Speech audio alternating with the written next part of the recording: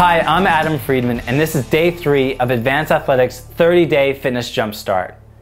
Missy asks, how can she manage a busy schedule between work and family and still take care of her own health? I think this question comes up for most of us just with work, let alone having a family.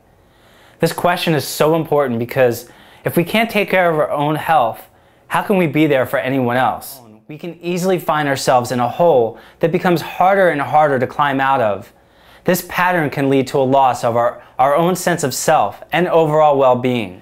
If you choose to make your health a priority, you will find your ability to manage your daily affairs and be at your best for your family will improve dramatically. Making yourself a priority means that you are committed to balancing your life in a way that allows you to take time each and every day to improve or maintain your health. Here are a few tips that will make a big difference. 1. Sit down and create a schedule that includes weekly work and family or relationship obligations, and then schedule the adequate time it's going to take for you to handle your own health commitment. Then follow it.